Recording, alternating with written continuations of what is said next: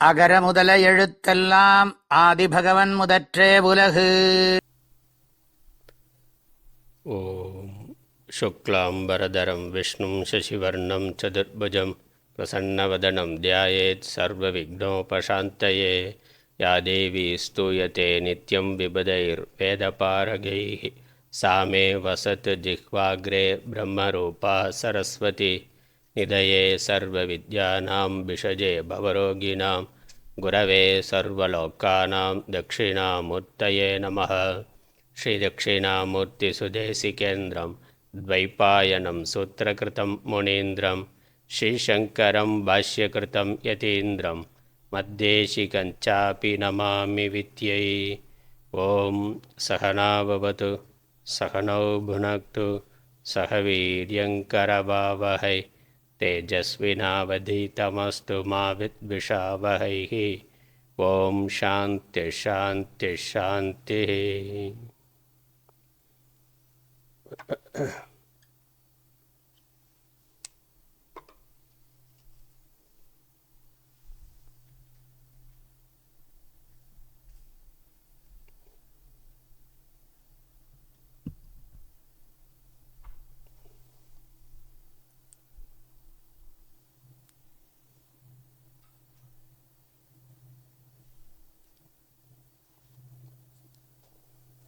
அகர முதல எழுத்தெல்லாம் ஆதிபகவன் முதற்றே உலகு.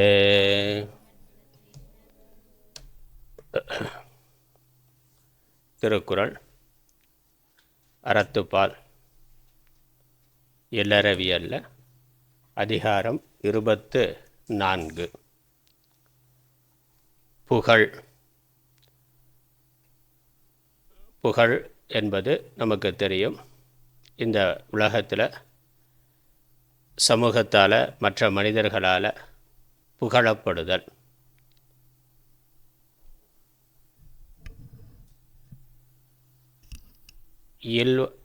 இல்லறவியல்ல இல்வாழ்க்கை என்ற அதிகாரத்தில் தொடங்கி சென்ற அதிகாரம் 23வது அதிகாரம் ஈகை வரைக்கும் பல்வேறு இல்லற தர்மங்களை சொன்னார். இல்லத்திலிருந்து கடைபிடிக்க வேண்டிய தர்மங்களை, அறத்தை சொன்னார்.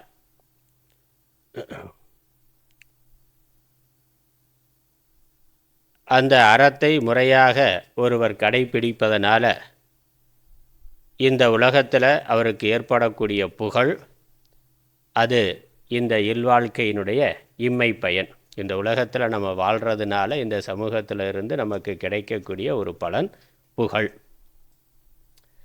மறுமை பயன் மரணத்திற்கு பிறகு ஏற்படக்கூடிய பயனை முன்னாடி ஆரம்பிக்கிற பொழுதே சொன்னார். இல்வாழ்க்கை அதிகாரத்திலேயே வானுரையும் தெய்வத்துள் வைக்கப்படும், வையத்துள் வாழ்வாங்கு வாழ்பவன் வானுரையும் தெய்வத்துள் வைக்கப்படும். இந்த உலகத்தில் இந்த மனித வாழ்க்கையில் சாஸ்திரம் சொல்லுகின்ற தர்மத்தை, அறத்தை முறையாக கடைபிடித்து குடும்ப வாழ்க்கையை நடத்துபவர்களுக்கு அதனுடைய பிரயோஜனமாக புண்ணியம் ஏற்பட்டு அது தேவர் உலகத்தில் தேவர்களுக்கு சமமாக அவன் மதிக்கப்படுவான். தேவலோகத்தில் அவனுடைய அடுத்த பிறவி இருக்கும். அதனால் தேவனாக அவன் பிறப்பான். அது மறுமை பயன். இம்மை பயன் இந்த உலகத்தில் இங்கே தர்மமாக ஒருவன் நேர்மையாக உண்மையாக எல்லா குடும்ப தர்மங்களையும் கடைபிடித்து வாழ்கிறதுனால அவனுக்கு கிடைக்கக்கூடிய பெருமை, சிறப்பு, உயர்வு என்ன என்றால் புகழ். அவன் வாழுகின்ற பொழுதே சமூகத்தில் ஒரு மதிப்புக்குரியவனாக, மரியாதைக்குரியவனாக, 4 பேரால் போற்றப்படக்கூடியவனாக இருப்பான். அவன் செய்கின்ற அறச்செயல்களால் அவன் இறந்த பிறகும், இந்த மனித உடல் பூத்த உடல் இறந்த பிறகும் உலகம் உள்ள அளவுக்கும் அவனுக்கு புகழானது, பெருமையானது இருக்கும். அது புகழ், அது இம்மை பயன். புகழ்பெற்ற புராண கதாபாத்திரங்களை நம்ம பார்க்கிறோம். நம்மளுடைய வரலாற்றில் என்றைக்கும் நம்மால் பல 1000 வருடங்களுக்கு முன்னாடி வாழ்ந்தவர்கள் எத்தனையோ கோடி பேர் பிறந்து இறந்து போயிருக்கிறார்கள். ஆனால் நாம் நினைவில் வைத்திருக்கிறது பார்க்குறோம் கடை 7 வள்ளல்கள்னா. வள்ளல்கள் 7 பேர் என்றைக்கும் நினைவில் வைக்கப்படக்கூடியதாக இன்றைக்கும் நம்ம பாட புஸ்தகத்தில் இருக்குது. பாரி, ஓரி, காரி, சிபி, இப்படி பலர் பெயர் இருக்குது. எதனால் அவர்களுடைய பெயர் இருக்குது? அவர்கள்ட்ட இருந்த அந்த செல்வத்தை தர்மத்திற்காக, சமூக நன்மைக்காக பயன்படுத்தியது. புகழ் பெறக்கூடிய அரிய செயல்களை செய்ததனால் அவர்களுடைய பெயர் இன்றைக்கும் நமக்கு நினைக்கப்படுகின்றது. ஔவையார், திருவள்ளுவர், நக்கீரர், கம்பர், இப்படி சங்க காலத்து புலவர்கள் பலருடைய பெயரையும் நாம் நினைவில் வைத்திருக்கிறோம். அது எதனால் நமக்கு தெரியுது? அவர்கள் செல்வந்தர்கள் கிடையாது, ராஜாக்களாக இருந்தவர்கள் கிடையாது, சாதாரணமானவர்களாக இருந்தவர்கள். ஆனால் அவர்களுடைய அறிவை சமூகத்திற்கு அவர்கள் கொடுத்திருக்கிறார்கள். திருவள்ளுவரை இன்னும் நினைக்கிறோம்னா திருக்குறள்னால நினைக்கிறோம். உண்மையிலேயே திருவள்ளுவர் எப்படி இருந்தார்? கருப்பாக இருந்தாரா, சிவப்பாக இருந்தாரா, தாடி வச்சுருந்தாரா, வெள்ளை ட்ரெஸ் போட்டிருந்தாரா, காவி ட்ரெஸ் போட்டிருந்தாரா? நமக்கு தெரியாது. அவர் மொட்டை அடிச்சிருந்தாரா, தாடி வச்சுருந்தாரா? தெரியாது, எதுவும் தெரியாது. திருவள்ளுவரை பற்றி நம்ம வைத்திருக்கக்கூடிய உருவம் ஒரு கற்பனையாக நம்ம முன்னோர்கள் இப்படியே தான் இருந்திருக்கிறார்கள்னு ஒரு ரிஷி மாதிரி அவரை வைத்திருக்கிறோம். ஆனால் அவருடைய பெயர் புகழ் இன்றைக்கும் இருக்கிறதுக்கு காரணம், உலகம் முழுக்க இருக்கிறதுக்கு காரணம் அவருடைய அறிவை சமூகத்துக்கு அவர் கொடுத்தது. அவரிடத்தில் இருந்த அறிவு செல்வத்தை சமூகத்திற்காக கொடுத்தது, சமூக நன்மைக்காக கொடுத்தது. அதனால் கல்வி, செல்வம், வீரம் மூன்றையும் பார்க்குறோம். இப்போ கல்வியில் சிறந்தவர்கள் தன்னுடைய கல்வி அன்றைக்கு சாப்பாட்டுக்கு, அன்றைக்கு வாழ்க்கைக்கு என்று மட்டும் அதை பயன்படுத்தாமல் சமூக நன்மைக்காக தங்களுடைய அனுபவத்தில், தங்களுடைய கல்வி கேள்விகளால் தாங்கள் பெற்ற, தாங்கள் அறிந்த, அடைந்த உயர்ந்த ஞானத்தை நூல்களாக ஆக்கி நமக்கு கொடுத்திருக்கிறார்கள். அதனால் அவர்களுடைய புகழ் இன்றைக்கும் இருக்கின்றது. இது மாதிரி செல்வந்தர்களாக, அரசர்களாக வாழ்ந்தவர்கள், தர்மமாக வாழ்ந்தவர்கள், அவர்கள் செய்த தர்மத்தினால் இன்றைக்கும் நினைக்கப்படுகிறார்கள். அப்புறம் வீரம், சிறந்த வீரர்களையும் நம்ம நினைவில் வைத்திருக்கிறோம். அப்போ அவர்களுடைய வீரத்தினால் சமூகத்தை காக்கக்கூடியவர்களாக அவர்கள் இருந்திருக்கிறார்கள். சுடல மாடசாமியிலிருந்து எத்தனையோ கிராம வீரர்களை பார்க்குறோம். தீரன் சின்னமலை, வீரபாண்டிய கட்டபொம்மன், அப்புறம் புராண காலத்தில் இருக்கக்கூடிய பீமன், அர்ஜுனன், இவர்களெல்லாம் அவர்களுடைய வீரத்தினால் நமக்கு இன்றைக்கும் அவர்களுடைய பெயர் இருக்குது. தான் வாழ்ந்த காலத்தில் தன்னுடைய சமூகத்தை காத்தவர்கள். அதனால் அவர்கள் தெய்வங்களாகவே போற்றப்படுகிறார்கள் இந்த பூமியிலேயே. தேவலோகத்தில், சொர்க்கலோகத்தில் உயர்ந்த நிலையில் அவர்கள் அடுத்த பிறவிக்கு போயிட்டார்கள், இருக்கிறார்கள்ங்கிறது ஒன்று. ஆனால் இந்த பூமியிலேயே அவர்கள் தெய்வங்களாக மதிக்கப்படுகிறார்கள், கடவுள்களைப் போல வணங்கப்படுகிறார்கள். அதனால் இந்த புகழ்ங்கிறது இந்த தர்மத்தை கடைபிடிக்கிறதுனால, முக்கியமாக இல்வாழ்க்கையில் சாஸ்திரங்களில் சொல்லப்பட்டிருக்கின்ற அறத்தை முறையாக கடைபிடிக்கிறதுனால ஏற்படக்கூடிய பயன், இந்த உலகம் உள்ள அளவும் அவர்களுடைய பெயரானது, அவர்களுடைய புகழானது இருக்கும். அந்த புகழை சம்பாதிக்க வேண்டியது இல்லறத்தில் இருப்பவனுடைய ஒரு பொறுப்பு, அது பெருமை. இங்கே என்ன சொல்கிறாருன்னு இந்த அதிகாரத்தில் பார்க்க போகிறோம்.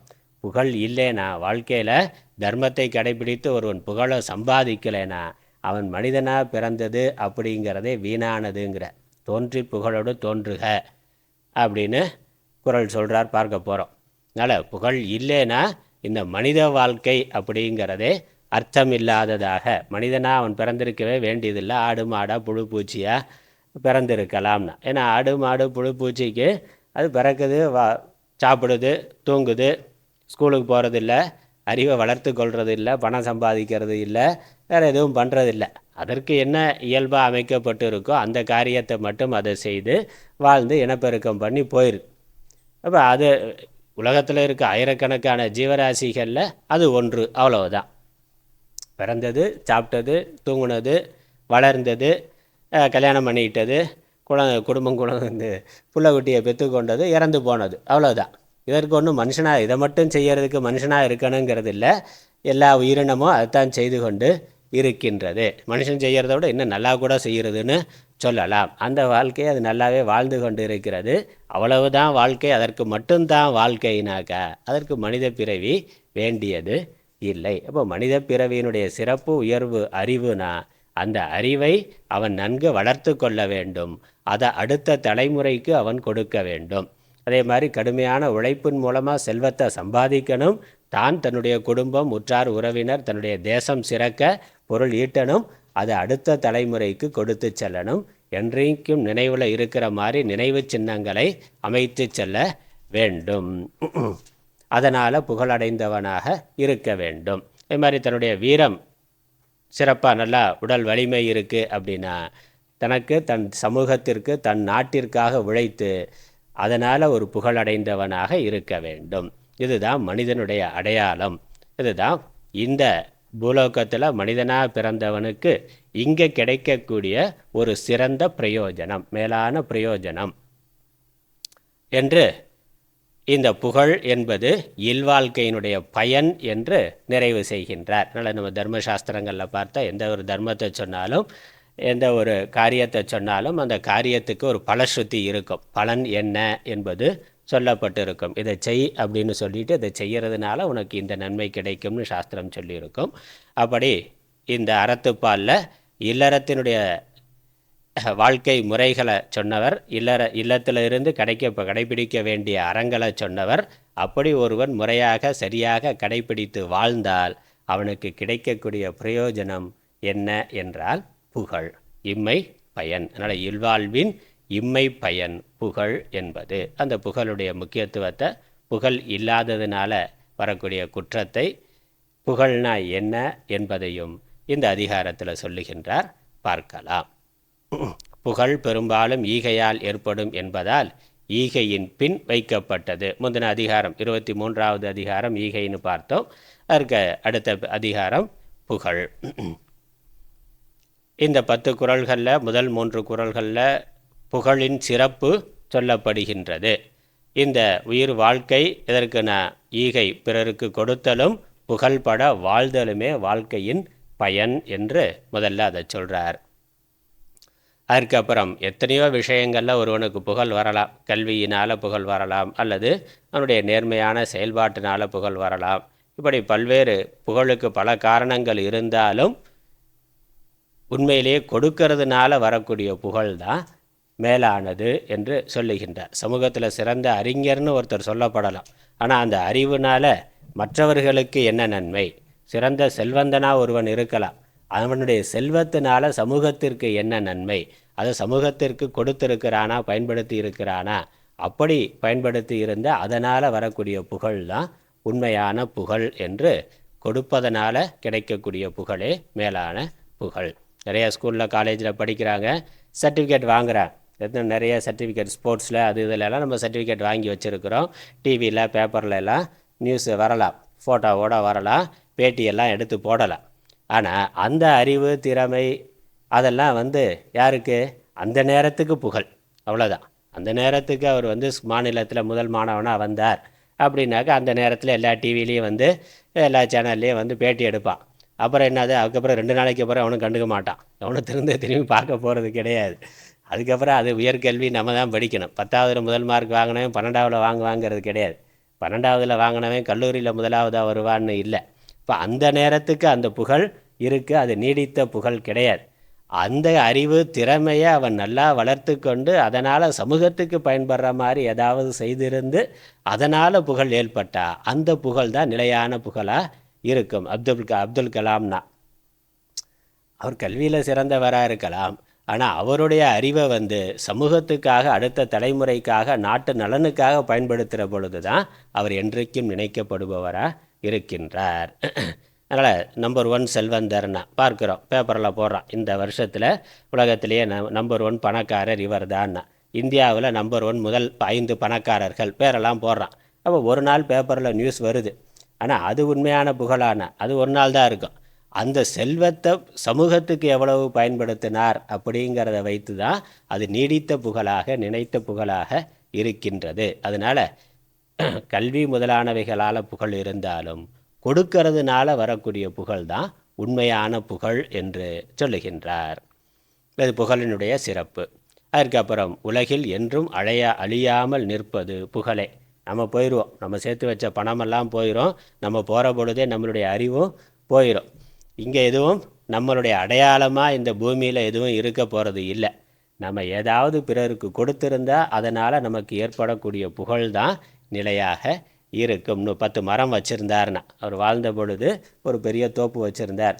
தோப்பு சுயநலத்துக்காக இல்லை, சமூகத்தில் பொது இடங்களில் ஒரு ஏரி வெட்டியிருந்தார், குளம் வெட்டியிருந்தார், ஒரு பெரிய நந்தவனத்தை பராமரிச்சிருந்தார், இல்லை கோயில் கட்டியிருக்காருனா அதனால் ஏற்படக்கூடிய அந்த புகழ் அவர் போனதுக்கு அப்புறமும் நிற்கும். அதுதான் அழியாமல் நிரந்தரமாக அவனுடைய பேரை சொல்லிட்டு இருக்கிறது அந்த புகழ்தான், வேறு எதுவும் அல்ல. ஆகவே புகழ் ஒருவன் வாழ்க்கையில் சம்பாதிக்க வேண்டியதுன்னு புகழினுடைய சிறப்பை முதல் 3 குறள்களில் சொல்லுகின்றார். அதுக்கப்புறம் 4, 5, 2 குறள்களில் ஒருவன் அந்த புகழால் அவனுக்கு கிடைக்கக்கூடிய மேன்மை உயர்வு என்னன்னு சொல்கிறார். இந்த லோகத்தில் அவனுக்கு புகழ் இருக்கும், மரணத்திற்கு பிறகு உயர்ந்த லோகங்கள் கிடைக்கும், தேவலோகத்திலேயும் அவன் புகழப்படுவான் அவன் வாழுகின்ற காலத்திலேயே. அப்புறம் மரணத்திற்கு பிறகு தேவலோகத்தில் அவனுக்கு ஒரு உயர்ந்த இடம் கிடைக்குங்கிறது அப்புறம். ஆனால் வாழுகின்ற காலத்திலும் கூட தேவலோகத்தில் அவனுடைய பெயரானது இருக்கும். ஹரிச்சந்திரன் கதையெல்லாம் பார்க்குறோம். சத்தியத்தை கடைபிடிக்கிறதுனால அவருக்கு இங்கே புகழ் இருந்தது. அந்த புகழ் தேவலோகம் வரைக்கும் போச்சான். தேவலோகத்தில் சபை கூடி எல்லாரும் பேசி கொண்டு இருக்கிற பொழுது யார் பெரியாள் அப்படிங்கிற பொழுது அந்த தேவர்களில் இருக்கக்கூடிய யாரையும் பெரியாள்னு சொல்லாமல் இந்த பூலோகத்தில் இருக்க ஹரிச்சந்திரன் ஒருத்தன் இருக்கான், அவன் தான் உலகத்திலே மிகச்சிறந்தவன், புகழுக்குரியவன் அப்படின்னு அங்கே 4 பேர் பேசினாங்களாம். அதை கேட்டு தான் விஸ்வாமித்திரருக்கு அப்படி பெரிய ஆள் அவனை போய் நான் டெஸ்ட் பண்ணுறேன்னு அப்புறம் அவர் கீழே வந்தார். அது அப்புறம் அவனுடைய புகழை டெஸ்ட் பண்ணுறதுக்காக கீழே வர்றாரு. அதனால் அவனுடைய புகழ் இன்னும் அதிகமாக தெரிகிறது, எல்லா இடத்துக்கும் பரவுகின்றது. அதனால் அவன் வாழுகின்ற பொழுதே பூலோகத்தில் மட்டுமல்ல தேவலோகத்திலையும் அவனுடைய புகழானது இருக்கும்னு அப்படி புராண இதிகாசத்தில் நிறைய கதைகள் இருக்கின்றது.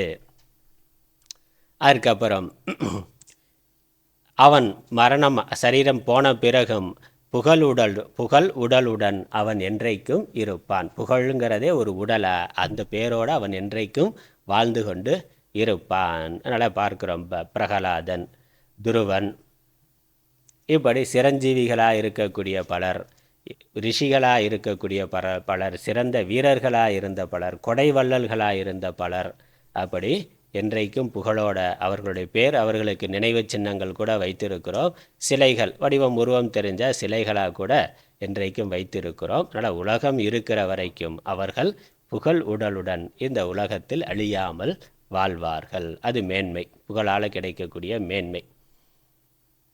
அதுக்கப்புறம் புகழ் இல்லாதவரது தாழ்வு. புகழ் இல்லைன்னா இந்த பிறவியே வீணானதுங்கிறத 6வது பாட்டிலிருந்து 9வது பாடல் வரைக்கும் சொல்லியிருக்கிறார். அவன் மனுஷனாக பிறந்திருக்க வேண்டிய அவசியம் இல்லை என்றும், அப்புறம் அவனுக்கு வருத்தம் இகழ் உண்டாகும். அவன் தர்ம காரியத்தை பண்ணலைன்னாக்கா அவன் வாழ்ந்து கொண்டு இருக்கிற பொழுதே அவனை 4 பேர் இழிவாக பேசுவார்கள். அதனால் அவனுக்கு வருத்தமானது துன்பமானது ஏற்படும். அதுக்கப்புறம் புகழ் இல்லாமையே இகழாகும்னு சொல்கிறார். அவன் தனக்கு கெட்ட பேர் வர்றதுக்குன்னு ஒரு வேலையும் செய்ய வேண்டாம். ஒரு நல்லதும் பண்ணலைனாலுமே சொல்லுவான், அவன் கிடக்கிறான் கஞ்ச பிசினாரி, ஒன்றும் கொடுக்க மாட்டான்னா. கொடுத்தா புகழ் வருது, கொடுக்கலைன்னாலும் அவன் வேற ஏதாவது ஒரு கெடுதல் பண்ணி அதனால் கெட்ட பேர் வந்தால் தப்பு பண்ணால் கெட்ட பேர்னா.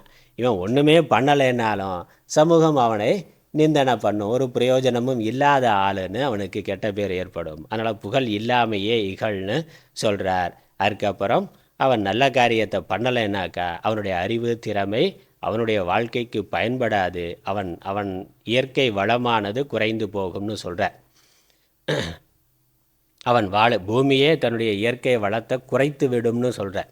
நிறைய நல்லவர்கள் இல்லை, கெட்டவர்கள் தான் இருக்கிறார்கள், சமூகத்துக்கு தீங்கு செய்பவர்கள் இருக்கிறார்கள்னு ஆகுது. மழை பெய்யாமல் போகுது, வறட்சி வருது, பஞ்சம் வருது, இல்லை யுத்தம் வருது, இல்லை அதிகமாக மழை பெய்யுது. ஏதோ ஒரு விதத்தில் இயற்கையினுடைய இயல்பான இயக்கத்தில் மாறுபாடு வருகின்றது. இயற்கை வளங்கள் குறையும். புகழ் குறைந்ததுன்னா சமூகத்தில் புகழ் பெற்றவர்கள் நல்லவர்கள் குறைந்து போனால் இயற்கை வளமே குறைந்து போகும்னு சொல்லுகின்றார். அதனால் இயற்கை வளம் குறையும். இதெல்லாம் தாழ்வு. கடைசியாக முடிக்கிற பொழுது உயர்வும் தாழ்வும் ரெண்டையும் சேர்த்து சொல்கிறார். புகழோடு வாழுகின்ற வாழ்க்கை தான் வாழ்க்கை. புகழ் இல்லை என்றால் அவர் இறந்தவர் ஆவார் என்று முடிக்கின்றார். ஒவ்வொரு குறளுக்கான பொருளையும் பார்க்கலாம். முதல் குறள்: ஈதல் இசைபட வாழ்தல், அது வல்லது ஊதியம் இல்லை உயிர்க்கு. ஈதல் இசைபட வாழ்தல், அது வல்லது ஊதியம் இல்லை உயிர்க்கு.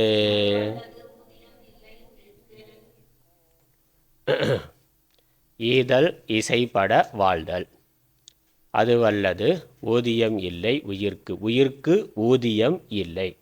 ஊதியம் அப்படின்னாக்கா என்னது? சம்பளம்ங்கிற அர்த்தத்தில் பயன்படுத்தி இருக்கிறோம். ஊதியம்னா ஒரு வேலையினுடைய பயன், அதானே? ஒரு வேலை செய்கிறார், வேலை முடிஞ்சால் மாதம் முடிஞ்சால் சம்பளம் வருது. ஒரு மாதம் முடிஞ்ச வேலை செஞ்சதுக்கு ஊதியம் அவருக்கு சம்பளம் கிடைக்கின்றது. அப்போ ஊதியம்னா பயன்னு அர்த்தம். ஒரு செயலினுடைய விளைவு, அதற்கு ஊதியம்னு பேர். சம்பளம் ஊதியம்ங்கிறது பயன். அப்போ இந்த உயிர் வாழ்க்கையினுடைய பயன். அதனால் உயிர்க்கு ஊதியம் அப்படின்னாக்கா இந்த உயிர் வாழ்க்கையினுடைய பயன். இந்த உயிர் வாழ்க்கைன்னா என்னது? மனுஷனாக இந்த உலகத்தில் பிறந்து வாழ்ந்து கொண்டு இருக்கிறதுனுடைய பிரயோஜனம். ஆடு மாடு முதல்ல சொன்ன மாதிரி புழு பூச்சி எல்லாம் அதுவும் பிறந்திருக்கு, அதுவும் இருக்குது. ஆனால் மனிதனாக பிறந்திருக்கிறவனுக்கு பயன் என்ன? 4 கல்யாணம் பண்ணிக்கிறதா, இல்லை 2 குழந்தை பெற்றுக்கிறதா, இல்லை கோடி பணம் சம்பாதிச்சு வைக்கிறதான்னு? அதெல்லாம் ஆடு மாடும் கூட பண்ணுது. எறும்பு கூட போய் சேர்த்து வச்சுருக்கு. எறும்பு கூண்டுக்குள்ளே போய் பார்த்தாக்கா அது உணவை சேர்த்து வச்சுருக்கு. அது நிறைய அது வாழ்க்கைக்கு எவ்வளோ தேவையோ அதை சம்பாதிச்சு வச்சுருக்கு. அதுக்கு நிறையாவே சம்பாதிச்சு வச்சுருக்கு. எலி வலைக்குள்ளே உள்ளே போய் பார்த்தாக்கா ஒரு நகரமே உள்ளே இருக்குது. அத்தனையும் நம்ம கிச்சனில் என்னெல்லாம் இருக்கோ அதெல்லாம் அங்கே இருக்குது. எல்லாத்தையும் தனியாக உள்ள ஃப்ரிட்ஜுக்கு மட்டும் தான் வச்சுக்கல, மற்றதெல்லாம் வச்சுருக்கு. அதனால் அதெல்லாம் சேர்க்குது. வாழ்க்கைக்கு தேவையானதெல்லாம் எல்லா உயிரினமும் சேர்க்குது. அப்புறம் குழந்தை குட்டி பெற்றுக்கிறது எல்லா உயிரினமும் பண்ணுது. பன்றி கூட நிறையா குட்டி, மனுஷன் போகிறத விட இன்னும் நிறையா குட்டி போட்டு வைக்கிது. அதெல்லாம் ஒரு அடையாளமாக நான் மனுஷனாக இருக்கிறதுக்கு? அது மனுஷனாக இருக்கிறதுக்கு அடையாளம் கிடையாது. மனுஷனாக இருக்கிறதுக்கு அடையாளம் என்னது? 2 தான். என்னது? ஈதல், கொடுக்கறதுன்னு.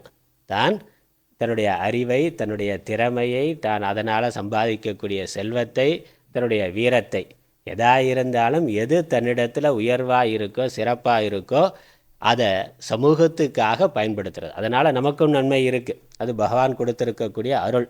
நமக்கு நல்ல அறிவு இருக்கலாம், இல்லை விளையாட்டு நல்ல திறமை இருக்கலாம், நல்ல உடல் வலிமை இருக்கலாம், இல்லை இயற்கையாகவே செல்வம், பணம் சம்பாதிக்கக்கூடிய சாமர்த்தியம் நமக்கு இருக்கலாம். இப்படி எந்த விதத்தில் நமக்கு ஒரு திறமை இருந்தாலும், மற்றவர்கள்ட்ட இருக்கிறத விட மேம்பட்ட ஒரு திறமை நமக்கு இருந்தாலும், அந்த திறமையை நம்ம வாழ்க்கைக்கு தேவையான பொருள் ஈட்டுறதுக்கு பயன்படுத்துறது ஒரு பகுதி. அந்த பொருள் அதையும் சமூகத்துக்கு பயன்படுற மாதிரி நல்ல விதத்தில் பயன்படுத்துறதுங்கிறது அது புகழை கொடுக்கும். அதனால் ஈதல்ங்கிறது நம்மளுடைய அறிவு திறமைகளை சமூகத்துக்கு கொடுக்கிறது. அதனால் புகழ் ஏற்பட வாழ்தல். இசைனா புகழ். புகழ்ங்கிறதுக்கு இன்னொரு தமிழ் வார்த்தை இசை அப்படிங்கிறது புகழ். இசைனா இன்றைக்கி மியூசிக் அப்படிங்கிற அர்த்தத்தில் பயன்படுத்தி கொண்டு இருக்கிறோம். ஆனால் இசைவு அப்படிங்கிறதுக்கு புகழ் என்று ஒரு பொருள் இருக்குது.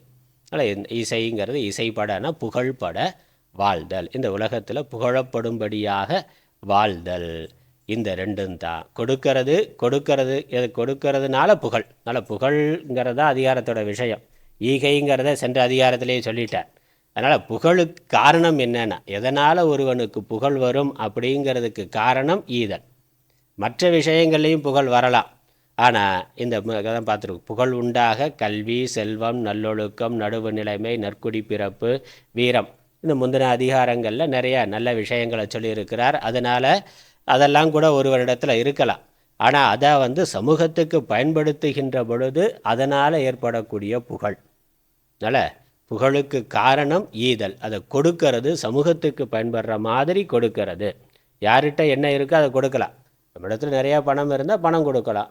அறிவு திறமை இருந்தாக்க அதை மற்ற தம்பி தங்கச்சியோ இல்லை பக்கத்தில் படிக்க முடியாத ஏழைகளுக்கு இலவசமாக டியூஷன் நடத்தலாம். அது அறிவை கொடுக்கறது தானே. அறிவு தானம் இருக்குது, அன்னதானம் இருக்குது. பணம் இருந்தால் நிறைய பேர் ஏழைகளுக்கு, உணவு இல்லாதவர்களுக்கு உணவு கொடுக்கலாம். அப்புறம் வேற என்ன? இரத்த தானம்னா, உடம்புல நிறைய ரத்தம் இருக்குன்னா இரத்த தானம் கூட கொடுக்கலாம். அப்படி எது முடியுமோ, எது நம்ம இடத்துல கொடுக்கறதுக்கு இருக்கோ எல்லாமே கொடுக்கக்கூடியது தான். எதை வேணாலும் கொடுக்க முடியும். அப்படி கொடுக்கறதுனால ஏற்படக்கூடிய புகழ் அதுவே உயர்வானது. அதுதான் இந்த உயிர் வாழ்க்கையினுடைய பயன்னு சொல்கிறார். அந்த பயன் அல்ல, உயிர்க்கு, இந்த உயிர்க்கு இதைவிட மேலான பயன் இல்லை. ஏன்னா இதெல்லாம் நம்ம சேர்த்து வைத்து யாருக்கும் கொடுக்காம இந்த உலகத்தை விட்டு போயிட்டோம்னா, உடம்பு உயிர் போய்விட்டதுனாக்க அதுக்கப்புறம் என்ன பிரயோஜனம்? ஒரு பிரயோஜனமும் கிடையாது. இந்த உடம்பால் இறந்து போன பிறகு இந்த உடம்பால் ஏதாவது ஒரு பிரயோஜனம் இருக்கா? அது பயங்கர புத்திசாலியாக பேரறிஞராக இருக்கலாம், 4 MA முடித்தவராக இருக்கலாம், இல்லை 4 PhD முடித்தவராக இருக்கலாம், பெரிய விஞ்ஞானியாக இருக்கலாம். அதனால் அவர் அந்த உடம்புல இருந்து உயிர் போயிட்டா அந்த உடம்புனால ஏதாவது பிரயோஜனம் இருக்குமா சமூகத்துக்கு? ஒன்றுமே கிடையாது. பல கோடி ரூபா பணம் வச்சுருக்கிறார், அதனால் என்னென்ன அந்த உடம்புல இருந்து உயிர் போயிட்டாக்கா என்ன பிரயோஜனம்? சாதாரண கட்டையில் எரிக்கிறதுக்கு பதிலாக சந்தன கட்டையை வச்சு எரிப்பான், அவ்வளோதான். அது செத்ததுக்கப்புறம் எந்த கட்டையில் எரிச்சா என்ன, அந்த உடம்புக்கு தெரிய போகுதா என்ன? அது ஒன்றும் கிடையாது. அதனால் சமூகத்துக்கு ஏதாவது பிரயோஜனம் இருக்கான்னு இல்லை. சிறந்த வீரன்னா போனதுக்கப்புறம் அந்த உடம்பு எவ்வளோதான் பலசாலியாக இருந்தாலும் அதனால் ஏதாவது சமூகத்துக்கு பிரயோஜனம் இருக்கான்னா? அதனால் அப்போ இறந்ததுக்கப்புறம் இந்த உடம்பால் உலகத்துக்கு ஒரு பயனும் இல்லை. அதை எரிக்கணும், புதைக்கணும், 2 நாளைக்கு மேலே வச்சுக்க முடியாது. உலக அழகி அப்படிங்கிறதுனால ஒரு வாரத்துக்கு வச்சுக்க முடியுமா என்ன? அந்த உடம்பு எப்படியா இருந்தாலும் எல்லா உடம்பும் 2 நாளில் கப்படிக்க ஆரம்பிச்சிடும், அவ்வளோதான். அது பிரயோஜனம் இல்லை. அப்போ இருக்கின்ற பொழுது சமூகத்துக்கு அவன் என்ன கொடுத்துருக்கிறான், அதுதான் அந்த வாழ்க்கையினுடைய, அந்த மனித வாழ்க்கையினுடைய பயன். அதான் சொல்கிறேன். அதனால் இதுக்கு மேலே மேலான பலன் ஒன்றும் இல்லை. அதனால் ஈதலால் உண்டாகும் புகழல்லாமல் வாழ்விற்கு வேறு இம்மை பயன் இல்லை. அடுத்த குறள் 2. உரைப்பார் உரைப்பவை எல்லாம் இறப்பார்க்கொன்று ஈவார் மேல் நிற்கும் புகழ். உரைப்பார் உரைப்பவை எல்லாம் இறப்பார்க்கொன்று ஈவார் மேல் நிற்கும் புகழ். நிறைய பேரை புகழ்ந்து சொல்லுகிறார்கள். அதனால் உரைப்பார்னா புகழ் உரைப்பார், சொல்லுபவர். சமூகத்தில் பலரை பற்றிய பேச்சு இருக்குது. சினிமா நடிகர் நடிகைனா தினம் பேசிக்கிட்டு இருக்கான். நியூஸில் பார்த்தா அதான் இருக்குது. பேப்பரை பார்த்தா, இல்லை நியூஸ் பேப்பர் டிவியை பார்த்தா, இல்லை சேனல் வேறு என்ன சோசியல் மீடியா இருக்கோ எல்லாத்துலேயும் பெரும்பாலும் என்ன இருக்குது? சினிமா கதை தான். சினிமா அரசியல்வாதினா எல்லாத்தையும் அவனை புகழ்ந்து இவனை புகழ்ந்து பேசுகிறான், இல்லை அரசியல்வாதியை புகழ்ந்து பேசுகிறான். ஆனால் அதெல்லாம் என்னது? வெறும் மோகத்தினால் பண்ணுறது, அல்லது வியாபாரத்துக்காக பண்ணுறது, அல்லது சுயநலத்துக்காக. அரசியல்வாதியை தன்னுடைய தலைவரை பற்றி பேசுகிறாருன்னா என்னது? எலெக்ஷனில் சீட்டு கிடைக்குமாங்கிறதுக்காக பேசுகிறார். சீட்டு கிடைக்கலன்னா அதுக்கப்புறம் எதிர்கட்சிக்கு போய் எவ்வளோ திட்ட முடியுமோ அவ்வளோ திட்டுவார். அதெல்லாம் தான் பார்க்குறோம். அப்போ பேசுகிறது உலகத்தில் 4 பேர் 4 பேசுகிறான்னா இந்த பேசுகிற பேச்செல்லாம் உண்மையான பேச்சு ஆகுமா? அதான் கேட்குறார். உரைப்பார் உரைப்பவை எல்லாம் 4 பேரை புகழ்ந்து பேசுறது உண்மையிலேயே அது அது சரியானதா, உண்மையானதா, அர்த்தமுடையதா அப்படின்னா இல்லை. இறப்பார்க்கு ஒன்று ஈவார் மேல் நிற்கும் புகழ். இல்லைன்னு கேட்கிறவனுக்கு கொடுத்ததுனால ஏற்படக்கூடிய பேச்சு அந்த புகழ் தான் என்றைக்கும் நிலையானது, உண்மையானது. மற்றதெல்லாம் போலியான பேச்சு, உண்மையிலேயே புகழுக்கு உரியது அல்ல. அதனால் புகழ் பல காரணங்கள் இருக்கலாம், ஆனால் அதெல்லாம் உண்மையான புகழ்ச்சி அல்ல. ஒருவன் கொடுத்ததுனால அவன் கொடுத்து சிவந்த கரங்கள்னா அப்படி அதனால் ஏற்படக்கூடிய புகழ் தான் உண்மையான புகழ்.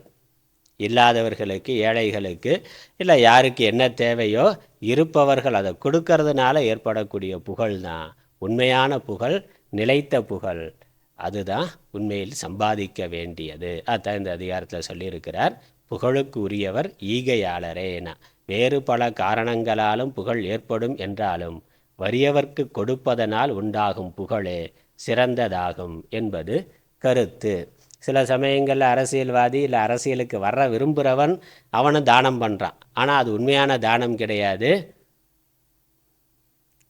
ஒரு ஓட்டுக்காக கொடுக்குற தானம். உண்மையிலேயே ஏழையை பார்த்து கொடுக்கணும்னா அது யாருக்கு? இன்னொரு ஆளுக்கு தெரியாமல் இவன் எவ்வளவோ சமூக நல்ல காரியங்கள் பண்ணலாம்.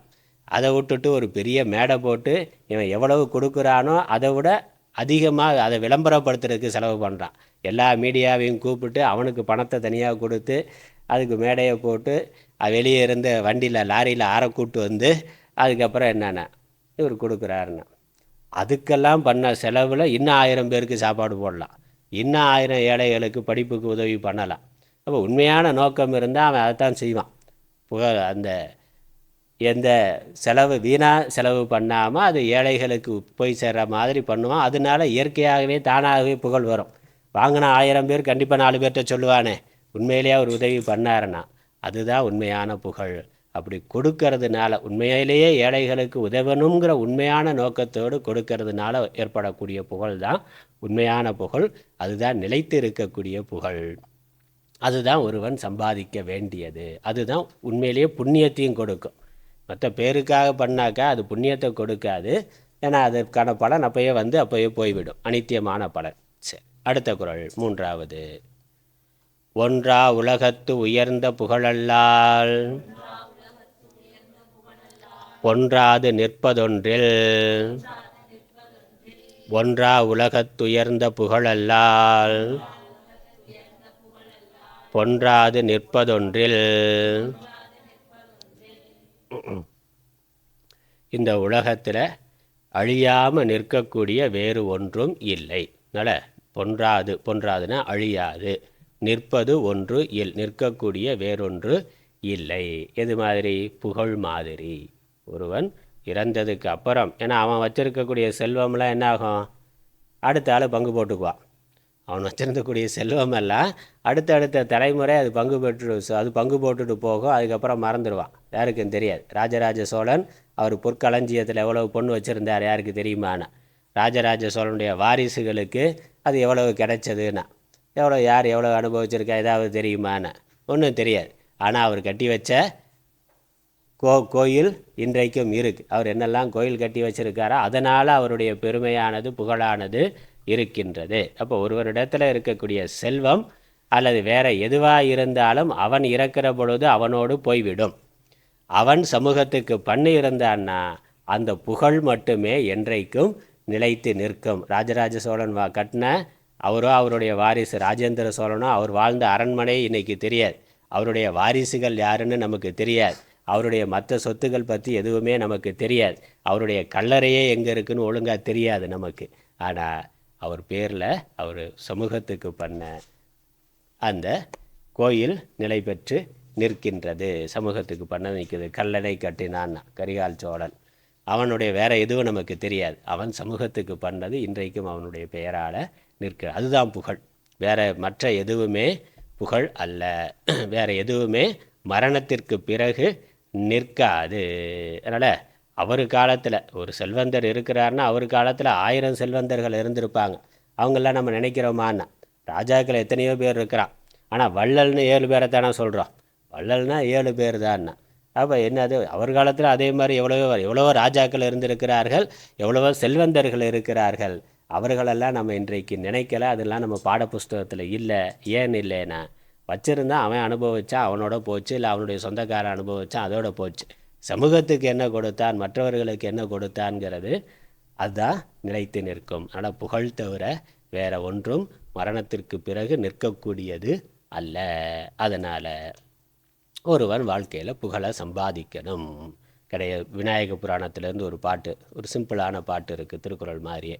சாதல் வந்தெடுத்த காலம் தனக்கொரு சாதலின்றி பூதலம் இறக்கும் காலம் புகழுடம்பு இருக்கும்னா. சாதல் வந்து அடுத்த காலம்னா இந்த மரணமானது உடம்புக்கு வந்த பொழுதும் தனக்கொரு சாதலின்றி மரணம் இல்லாமல் இருக்கக்கூடியது. இவன் கூட இருக்கிற இவனுடைய அழகு இவன் சாகிற பொழுதே போயிடும். இவனுடைய அறிவு அதுவும் அவனுடைய உடம்போடையே போயிடும். வேற என்ன சொத்து இருக்கோ அது அடுத்த ஆளுக்கு போயிடும். ஆனால் அவன் சாதலின்றினா, தனக்கொரு சாதல் இல்லாமல் பூதலம் இறக்கும் காலம்னா, இந்த பூமி இருக்கிற வரைக்கும், பூமி செத்து போகிற வரைக்கும்னா, பிரளயம் ஏற்பட்டு உலகம் அழிகின்ற காலம். அதனால் பூதலம் இறக்கும் காலம்னா பூமி அழிந்து போகின்ற காலம் வரைக்கும் புகழ் உடம்பு இருக்கும். அவனுடைய புகழானது உலகத்தில் என்றென்றைக்கும் இருக்கும். அகநானூறு புறநானூறுலாம் பார்க்குறோம். எத்தனையோ புலவர்களுடைய பெயர்கள் அதில் இருக்குது. அப்போ அவர்களுடைய அறிவு அவர்கள் சமூகத்துக்கு எழுதி வச்ச ஒரு பாட்டு, ஒரே ஒரு பாட்டுனா அந்த ஒரு பாட்டில் ஒரு நன்மை இருக்குது, 4 பேர் படிக்கிறதுக்கு, படித்தா அது அறிவை தருவதாக இருக்குது, நல்ல பண்புகளை சொல்லக்கூடியதாக இருந்தால் அந்த ஒரு பாட்டு எழுதுனதுனாலேயே அந்த பாட்டு எழுதுகிற புலவன் கடைசி வரைக்கும் இருக்கிறார். அவருடைய பெயரானது சமூகத்தில் இருந்து கொண்டே இருக்கின்றது. அதனால் அறிவோ செல்வமோ வீரமோ எதுவாக இருந்தாலும் அதனால் அது மற்றவர்களுக்கு கொடுக்கறதுனால ஏற்படக்கூடிய புகழ் ஒன்றே என்றைக்கும் உலகம் உள்ளளவும் இருக்கும், அழியாமல் என்றைக்கும் இருக்கும். அடுத்த பாடல்.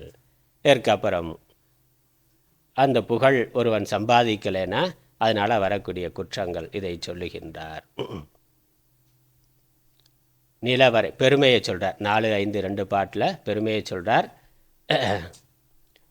இந்த லோகத்தில் மட்டுமில்லை, உலகத்திலையும் அவனுக்கு உயர்வானது பெருமையானது இருக்குங்கிறத 4, 5, 2 பாடல்களில் சொல்கிறார். நிலவரை நீள்புகழ் ஆற்றின் புலவரை போற்றாது புத்தேல் உலகு. நிலவரை நீள்புகழ் ஆற்றின் புலவரை போற்றாது புத்தேல் உலகு.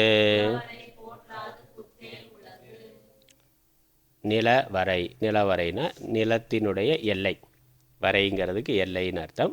இந்த பூமியினுடைய எல்லை நீள்புகழ் ஆற்றின், நீண்டிருக்கக்கூடிய ஒரு புகழ், பெரும் புகழை ஒருவன் சம்பாதித்திருந்தார்.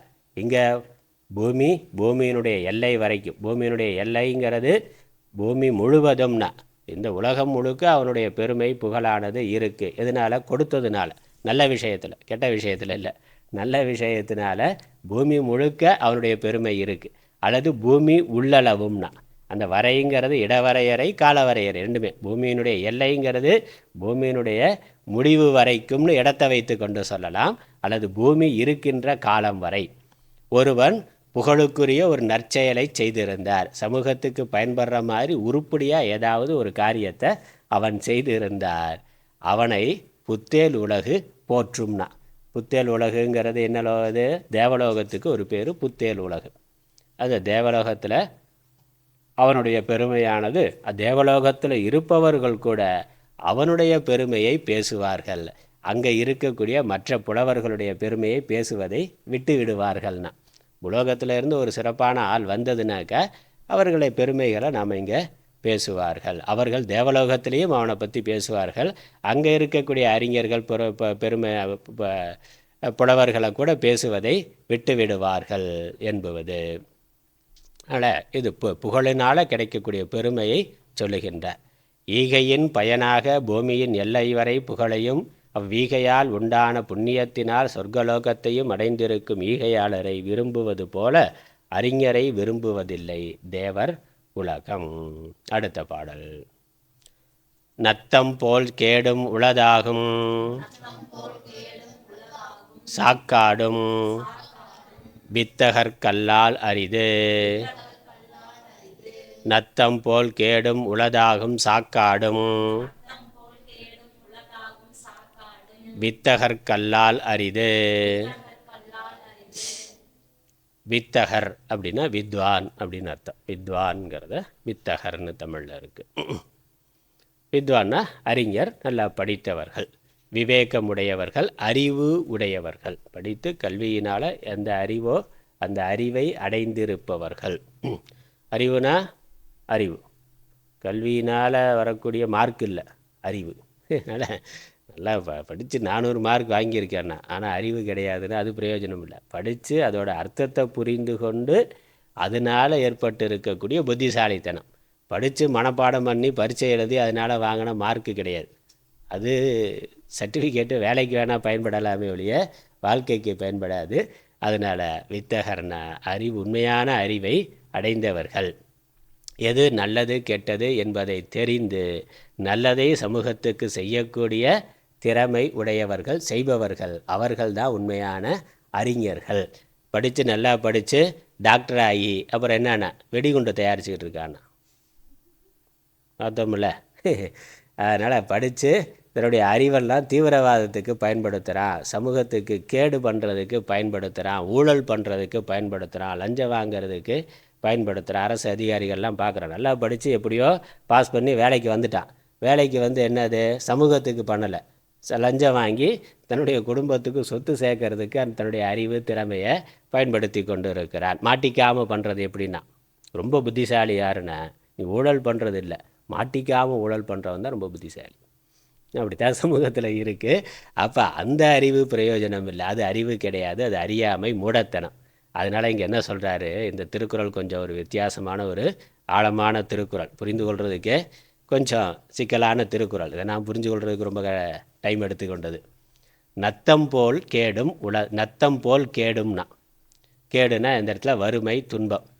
நத்தம்னா பெருகுதல், நந்துதல் அப்படின்னா பெருகுதல்னு அர்த்தம். பெருகுதல்னா விருத்தி ஆகிறது, நிறையா வளர்றது, அதிகமாகிறது அப்படின்னு அர்த்தம். கேடுனா வறுமைன்னு அர்த்தம். வறுமையில் என்ன ஆகும், வறுமைனா என்னது, ஒன்றும் இல்லாமல் இருக்கிறது தானே வறுமை. இப்போ வறுமைங்கிறது இருக்கிறதெல்லாம் போகிறது வறுமை. ஆனால் ஒருத்தருக்கு வறுமையானது அது நிறைய விருத்தி பண்ணி கொடுக்கும் அப்படின்னு சொல்கிறேன்.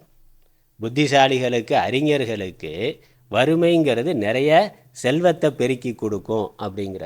வறுமைன்னா என்னது, இருக்கிறதெல்லாம் போகிறது தானே, ஒன்றும் இல்லாமல் இருக்கிறதான வறுமை, அதுதான் வறுமைங்கிறது. வறுமைனா இல்லாமை என்பது தான். ஆனால் அறிஞர்களுக்கு இல்லாமையே ஒரு பெருக்கமாக ஆகும் அப்படின்னு ஒரு கருத்து. அப்புறம் உளதாகும் சாக்காடுனா, சாக்காடுன்னு என்னது, சாவுன்னு அர்த்தம். சாக்காடுனா சாவு, மரணம், மரணம், சாக்காடு. மரணம் என்ன பண்ணும், மரணம் என்னது, மரணம்னா என்னது, இல்லாமல் போகிறது தானே. மரணம்னா இருந்த ஆள் இல்லாமல் போகிறவர். நேற்று வரைக்கும் இருந்தார், இன்றைக்கி எங்கள் தாத்தா எங்கேண்ணா போயிட்டாருண்ணா. அவன் என்னது, மரணம்ங்கிறது இருக்கிறது இல்லாமல் போகிறது, இருந்த ஆள் இல்லாமல் போகிறது தான் மரணம். ஆனால் அறிஞர்களுக்கு அவர் இல்லாமல் போதல் என்பது இருத்தலாக ஆகும்னு சொல்கிறார். அது வந்து அறிஞர்கள் அல்லது நல்ல அறிவுடையவர்கள் தங்களுடைய செல்வத்தை சமூகத்துக்கு பயன்படுத்துறதுனால அவருக்கு வறுமை வரலாம். ஆனால் அவர் சமூகத்துக்கு கொடுத்து கொடுத்து அதனால் அவர் வந்திருக்கக்கூடிய புகழ் இருக்கே, அந்த கொடுக்கறதுனால வந்த வறுமையானது அவருடைய புகழை மிகுதியாக ஆக்கி, புகழை பெருக்கி இருக்கிறது, அவருடைய புகழை பெருக்கி இருக்கிறது. அவருடைய மரணம் புகழ் உடம்பை உண்டு பண்ணி இருக்கிறது. மரணம்னா இல்லாமல் போகிறது, ஆனால் அவருடைய மரணம், வித்தகர்களுக்கான மரணம் வந்து புகழை உண்டு பண்ணி மரணமாக ஆகின்றது. மற்ற ஆளோட மரணமெல்லாம் வெறும் சாவு தான். செத்ததுக்கப்புறம் அவன் நினைக்க மாட்டான். ஒரு நாள், 2 நாள், ஒரு வாரம், 10 நாள், 16ஆவது நாள் காரியம் பண்ணாலே முடிஞ்சது. அதுக்கப்புறம் மறந்துடுவான். 1 வருஷம், 6 மாதம், 1 வருஷத்தில் மறந்துடுவான். ரொம்ப நெருக்கமான 1-2 பேர் வேணால் நினைவில் வைத்து அவர் அது இந்த மாதிரி அந்த 1-2 பேருக்காவது நல்லது பண்ணியிருந்தால் நினைவில் வைத்து கொண்டு இருப்பான், இல்லைன்னா மறந்துடுவான், அடுத்த வேலையை பார்க்க ஆரம்பிச்சிருவான். இப்போ இருக்கிற பொழுது நீ இல்லாமல் நான் எப்படி வாழ்வேன்னு சொல்கிற ஆள் அடுத்த 1 மாதத்துலேயே அடுத்த கல்யாணம் பண்ணிடுவான். போயிட்டு வந்தாருன்னா அப்படித்தான் இருக்குது. அப்போ அவர்களுடைய மரணம் உண்மையிலேயே மரணம். ஆனால் பிறருக்கு, சமூகத்துக்கு, தன்னுடைய குடும்பத்துக்கு பிரயோஜனம் ஆகிற மாதிரி ஒருவன் வாழ்ந்திருந்தான்னா அவனுக்கு வருகின்ற வறுமை, அவனுடைய மரணம் அவனுக்கு புகழ் உடம்பை உண்டு பண்ணி விட்டு போகும். அதுக்கப்புறம் என்றைக்குமே அவன் நிரந்தரமாக இருப்பவனாக, அவனுடைய உடம்பு போயிருக்கு, ஆனால் அவன் நிரந்தரமாக இருப்பவனாக இருப்பான். அவனுக்கு கோயில் கூட கட்டுவார்கள், கோயில் கட்டுவான், செலவு வைப்பான், என்றைக்கு நினைவில் வைத்து கொண்டிருப்பார்கள். அவன் செய்த சமூக பணியானது என்றைக்கும் அவனை நினைவில் வைத்து கொண்டிருக்கும்.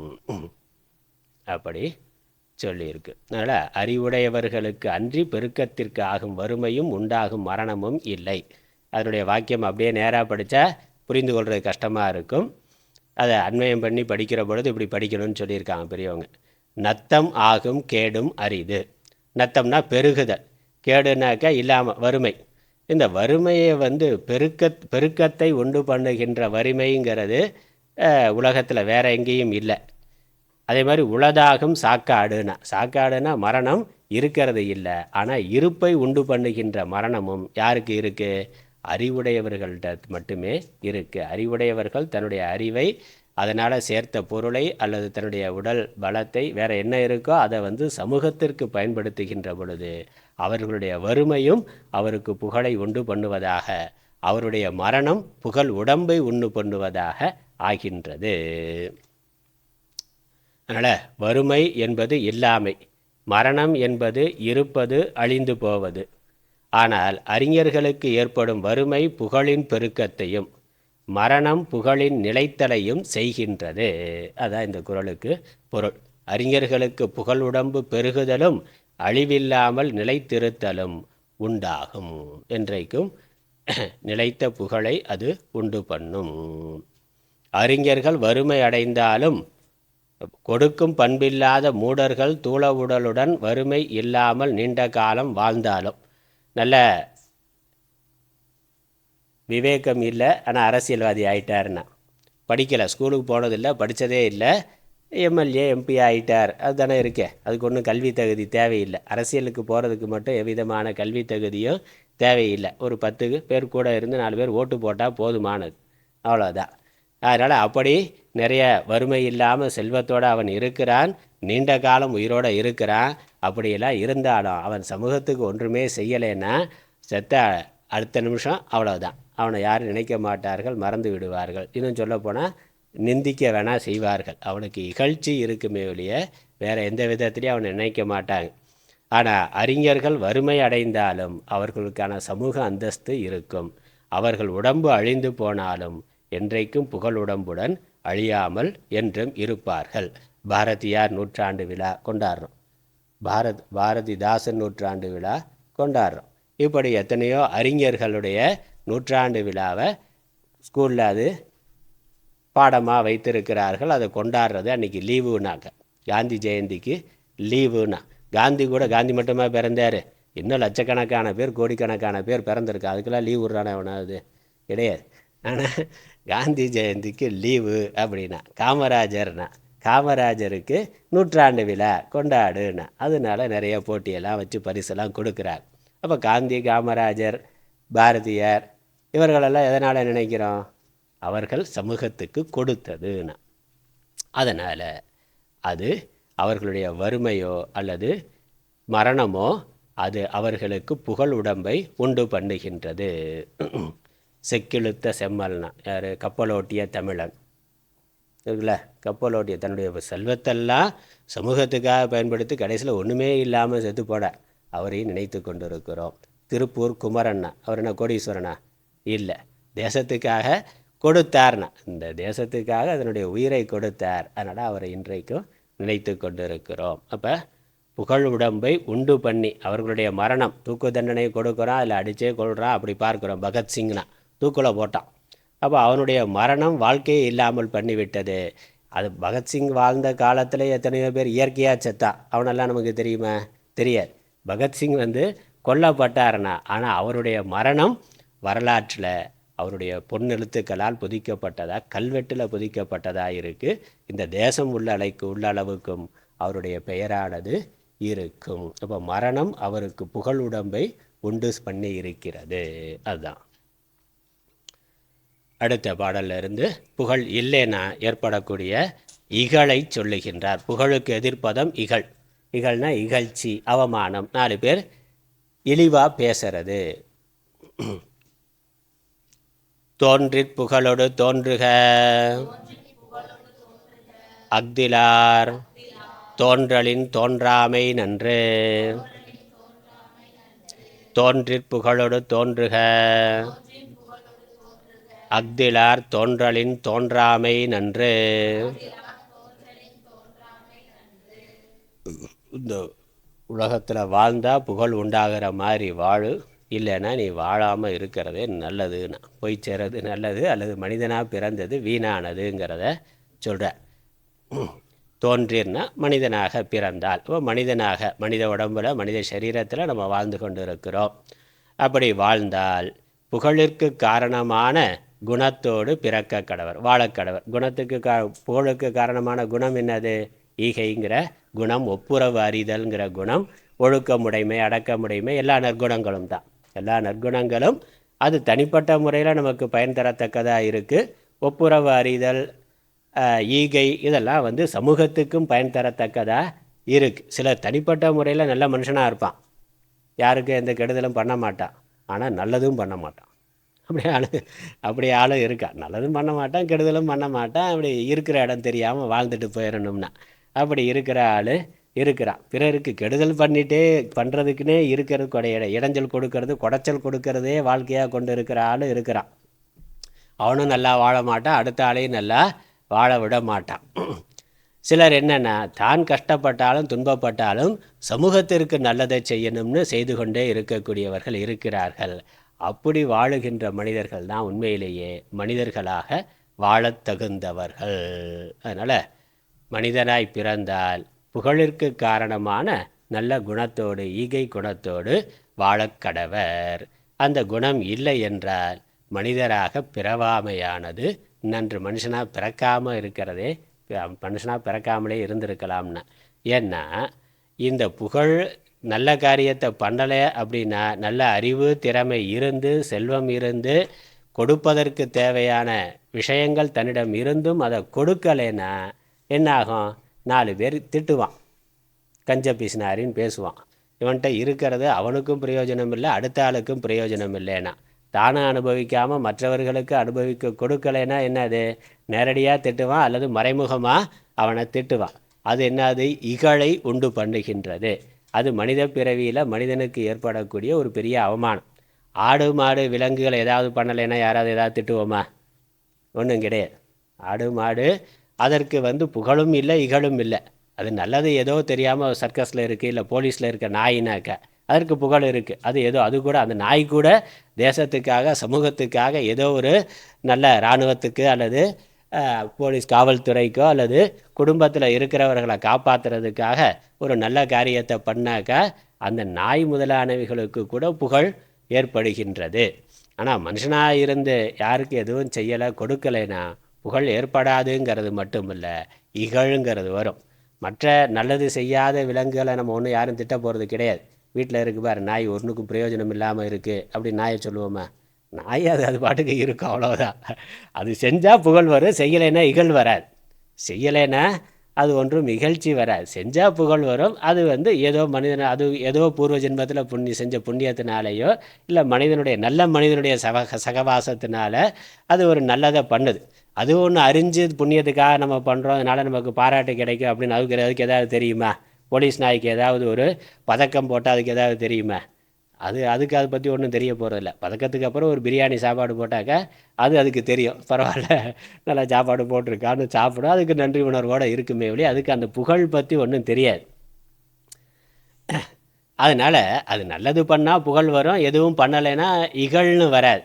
ஆனால் மனிதனாக இருந்தவன் நல்லது பண்ணால் புகழ் வரும், ஒன்றும் பண்ணாமல் வேஸ்ட்டாக இருந்தான்னாக்கா புகழ் வராதுங்கிறது மட்டும் இல்லை, இகழ் வரும். அதனால் இந்த மனிதனாக பிறந்து ஒன்றும் பிரயோஜனம் இல்லாமல் வாழ்ந்து இகழை அடையிறதை விட ஆடு மாடாக பிறந்து இகழ் இல்லாமல் கெட்ட பேர் இல்லாமல் வாழ்ந்துட்டு கூட போயிடலாம் அப்படின்னு சொல்கிறார். அதான் இந்த குறளுக்கு அர்த்தம். அதனால் தோன்றலின் தோன்றாமை நன்றுனா, மனுஷனாக பிறக்கிறதுக்கு அவன் பிறக்காமலே இருந்திருக்கலாம், அதுவே அவனுக்கு நன்மையை செய்யும் அப்படின்னு சொல்லியிருக்க. அடுத்த குறள் 7.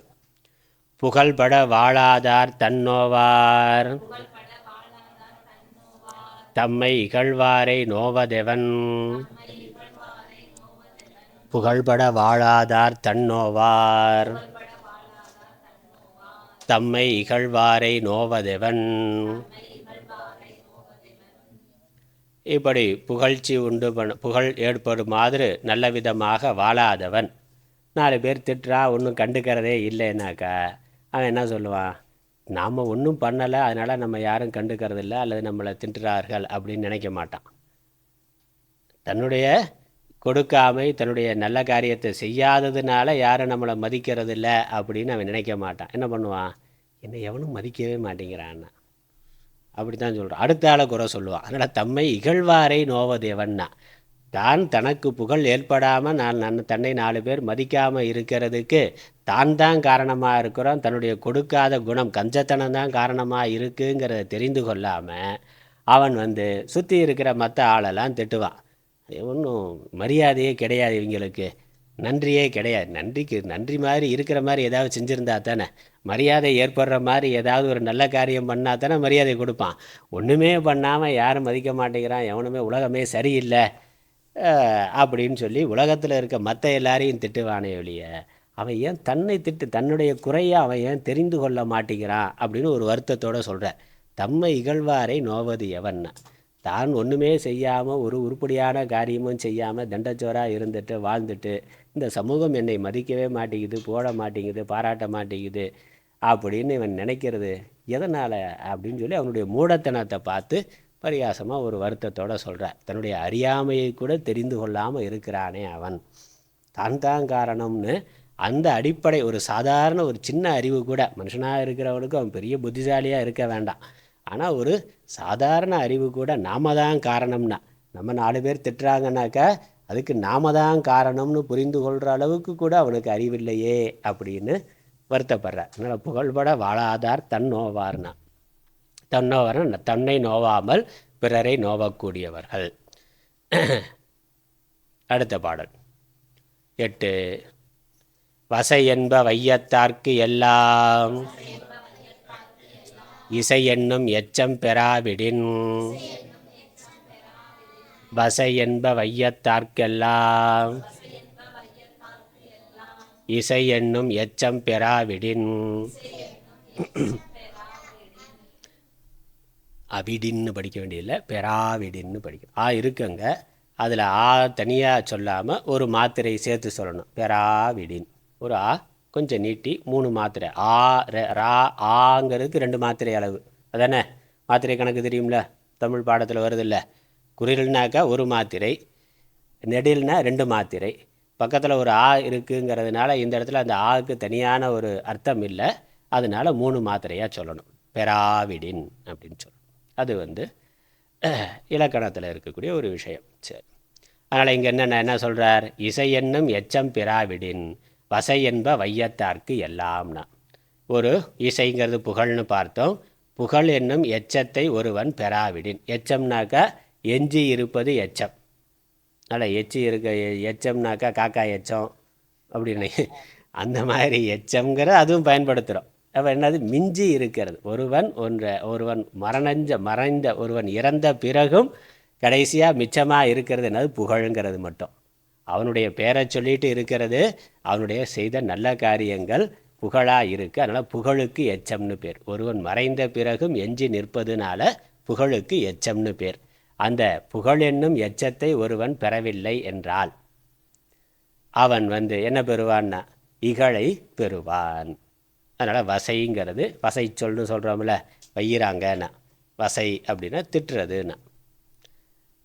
அவனுக்கு பேர் இருக்காது. அது பெயர் பெறும் மாதிரி நல்ல காரியத்தை பண்ணலைனாக்கா வையத்தார்க்கு எல்லாம் வசை என்ப. எல்லாரும் திட்டுறதுக்கு நல்ல வாய்ப்பாக இருக்கும், நல்ல மீம்ஸு போடுறதுக்கு நல்ல கண்டென்ட்டாக இருப்பான் அவன். இப்படி தானே நல்ல காரியத்தை பண்ணால் புகழ்ந்து மீம்ஸு போடுறான். ஒன்றும் பண்ணலை வச்சுருக்கான், ஆனால் யாருக்கு ஒன்றும் கொடுக்காமலே வச்சுருக்கிறான்னாக்கா அதை இகழ்ந்து கேலி கிண்டல் பண்ணி மீம்ஸு போடுறான்ல. அப்போ என்னது? நல்ல கண்டென்ட்டாக இப்போ சொல்கிறேன். இப்போ இருக்கிற பசங்களுக்கு புரிகிற மாதிரி சொன்னால் அதான் சமூகத்துக்கு அவன் கேலி கிண்டல் பண்ணுறதுக்கு நல்ல கண்டென்ட்டாக அவர் இருப்பாருன்னா. அதனால் வையத்தார்க்கு எல்லாம் வசை என்ப. அடுத்த குறள். அதனால் புகழ் நல்ல காரியம் பண்ணால் புகழ் இருக்கும், பண்ணலைன்னா இகழ்ச்சி இருக்கும்னா. வசையிலா வன்பயன் குன்றும் இசையிலா யாக்கை பொறுத்த நிலம். வசையிலா வன்பயன் குன்றும் இசையிலா யாக்கை பொறுத்த நிலம். நம்முடைய உடம்புக்கு யாக்கை அப்படின்னு ஒரு பேர். யாக்கை அப்படின்னு பல பேர் இருக்குல்ல. உடம்புக்கு உடல் அப்படின்னு ஒரு பேர், உடம்புன்னு பேர், மெய் அப்படின்னு ஒரு பேர் இருக்குது, ஷரீரம்னு சம்ஸ்கிருதத்தில் சொன்னால் ஷரீரம்னு பேர் இருக்குது. இது மாதிரி யாக்கை அப்படின்னு தமிழில் ஒரு பெயர் இருக்குது. ஏன் யாக்கைனா யாத்தல் அப்படின்னா ஆக்குதல் செய்தல் அப்படின்னு அர்த்தம். யாத்தல் அப்படின்னா செய்தல்னு அர்த்தம். கட்டுதல் அப்படிங்கிற அர்த்தம். இந்த உடம்பில் எலும்பு, தோல், ரத்தம், மாம்சம், நரம்பு இதெல்லாம் சேர்த்து கட்டி வைக்கப்பட்டதாக உடம்பு இருக்குது. அதனால் கட்டப்பட்டது அப்படிங்கிற அர்த்தத்தில் யாக்கப்பட்டது. ஆகவே யாக்கை. உடம்புக்கு அப்படி ஒரு பேர். இந்த உடம்பை தாங்கி இருக்கிற நிலமானது, பூமியானது வன்பயன் குன்றும்,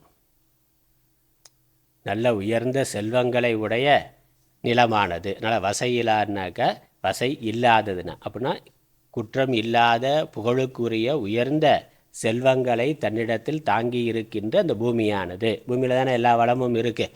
இயற்கை வளம், தண்ணீர், பெட்ரோலு, அப்புறம் தங்கம், வைரம், என்னெல்லாம் எல்லா நம்ம அனுபவிக்கிறதுக்கு வச்சுருக்கோமோ எல்லாமே பூமியிலிருந்து நமக்கு கிடைத்தது தான். அவ்வளவு அழகிய உயர்ந்த இயற்கை வளங்களை கொண்டிருக்கக்கூடிய பூமியானது வன்பயன் குன்றும், தன்னுடைய வளத்திலிருந்து குறைந்து போகும்னா, நிலத்திலிருந்து கிடைக்கக்கூடிய விளைச்சலானது குறைந்து போகும்னா, அரிசி, பருப்பு, கோதுமை இதனுடைய விளைச்சலெல்லாம் குறைந்து போகும். இயற்கை வளமே குறைந்து போகும். ஏன்னா கொடுக்கறதுக்கு இல்லை, எல்லாத்தையும் பூமியிலேருந்து தோண்டி தோண்டி எடுத்துக்கிட்டே இருக்கானா. தான் அனுபவிக்கணும் எடுத்துக்கொண்டே இருந்தால் இயற்கையினுடைய வளம் குறைகிறது. இயற்கை உற்பத்தி பண்ணுறது குறைந்து போய் விடுகிறது. அதனால் யாக்கை பொறுத்த நிலம் வன்பயன் குன்றும். இசையிலா யாக்கைனாக்க எந்த புகழும் இல்லாத ஒரு மனிதனை சுமந்து கொண்டிருக்கக்கூடிய பூமியானது அதனுடைய வளத்திலிருந்து குறைந்து போகும். இன்றைக்கு இயற்கை வளம் குறைஞ்சு போகிறதுக்கு காரணம் மனிதர்கள் நல்ல மனிதர்களாக இல்லாதது தான் காரணம். நம்ம பூமியானது, பூமியே எண்ணற்ற இயற்கை வளங்களை உடையது. ஆனால் இன்றைக்கு இயற்கையினுடைய எல்லாத்தையும் நம்ம மாசுபடுத்துகிறோம். காற்றை மாசுபடுத்தியாச்சு, தண்ணீரை மாசுபடுத்தியாச்சு, நிலத்தையும் மாசுபடுத்தியாச்சு. எல்லா வளங்களும் குறைந்து கொண்டே போகுது. மக்கள் தொகை அதிகமாகிட்டே போகுது. பசி, பஞ்சம், பட்டினி அதிகமாகிட்டே போகுது. ரெண்டுமே நடக்குது. எதனால்? இந்த சமூக அக்கறைங்கிறது மனிதர்கள்ட்ட குறைந்து போனதுனால, சமூகத்துக்கு பயன்படக்கூடிய நல்ல காரியங்களை செய்பவர்கள் நல்லவர்கள் குறைந்து போனதுனால இயற்கை பாழ்பட்டு போகின்றது. எல்லாரும் சுயநலமாக தனக்குன்னு எடுத்து வைத்து கொண்டால் மழை முதலானவைகளும் குறைந்து போகின்றன, பூமி வளமும் குறைந்து போகும். அதனால் அவனுக்கும் கேடு, அவனுடைய சந்ததிக்கும் கேடு. அடுத்த பாடல் இறுதி முடிவாக சொல்லுகின்றார். யார் புகழோடு வாழுகின்றார்களோ அவர்கள் தான் உண்மையிலேயே வாழ்கின்றார்கள். புகழ் இல்லை, இகழ்ச்சியோடு ஒருவன் இருந்தான்னா அவன் செத்தவனுக்கு சமமானவன், வாழாதார்னா. வசையொழிய வாழ்வாரே வசையொழியனா இகழ்ச்சி இல்லாமல் வாழ்வாரே வாழ்வார். இந்த உலகத்தில் வாழ்பவர்களே உண்மையில் வாழக்கூடியவர்கள். இசையொழிய புகழ்ச்சி இல்லாமல் வாழ்வாரே வாழாதவர். எதிர்மறையாக சொல்லியிருக்கிறார். நம்ம நேர்மறையாக பார்த்தோம்னா இசை தோன்ற வாழ்பவரே வாழ்வார். புகழோட நல்ல காரியத்தை தான் வாழுகின்ற பொழுது கடவுள் நமக்கு என்ன கொடுத்துருக்கிறாரோ, இந்த மனித உடலுக்கு என்ன அறிவு திறமைகளை நமக்குன்னு கொடுத்துருக்கிறாரோ, உண்மையிலே ஒவ்வொரு தனி மனிதனுக்கும் ஒவ்வொரு சிறப்பு இருக்குது. எப்படி கண், கை, ரேகையெல்லாம் வேறையாக இருக்குல்ல, தனித்தனியாக இருக்குது. ஒரே மாதிரி இன்னொரு பொருள் உலகத்தில் கிடையவே கிடையாது. பகவான் படைக்கவே இல்லை. மனிதனாலும் 100 பேர் இருந்தாலும் 100 பேருக்கும் தனித்தனியான ஒரு ஐடென்டிட்டி இருக்குது. அதனால் கைரேகை வச்சு முடியுது. கைரேகையோ இல்லை ஃபேஸ் டிடெக்ஷன்னா ஒரே மாதிரி 2 ஃபேஸ் இருந்தால் என்ன பண்ணும்? செல்ஃபோனை ஏமாந்து போயிடும்ல. ஆனால் அப்படி இல்லை, தனித்தனியாக தான் இருக்கிறது. ஒருத்தருக்கு இருக்கக்கூடிய கைரேகை இன்னொருத்தருக்கு இருக்கிறதில்ல, கண் ரேகை இன்னொருத்தருக்கு இருக்கிறதில்ல. இப்படி ஒவ்வொரு உடம்புக்கும் ஒரு தனித்தனியாக படைச்சிருக்கிறார். அதே மாதிரி ஒவ்வொரு உடம்புக்கும் ஒரு தனித்தனி திறமையை கடவுள் படைத்திருக்கிறார். அந்த தனித்தனி திறமையை அவன் நல்லா வளர்த்து கொண்டு, கல்வி கேள்விகளால் நல்லா வளர்த்து கொண்டு அதை சமூகத்துக்கு கொடுக்குற மாதிரி பயன்படுத்தினா தான் அவன் மனுஷனாக பிறந்ததுக்கு, மனுஷனாக வாழ்கிறதுக்கு அர்த்தம். அந்த புகழ் ஏற்படலைனா, இகழ் ஏற்பட்டதுன்னா அவன் பிறக்காமலே இருந்திருக்கலாம். அதனால் உயிர் வாழ்க்கை இல்லாதவரே இறந்தவர் ஆவார். இப்படி இந்த புகழ் அதனுடைய உயர்வை சொல்லி இழிவை சொல்லி இந்த வாழ்க்கை இல்லத்திலிருந்து ஒருவன் கடைபிடிக்கக்கூடிய தர்மங்களால் இம்மையில் இந்த பூலோகத்தில் அவன் அடைகின்ற பெருமை, உயர்வு, சிறப்பு, புகழை அடைதல் என்பது தான்.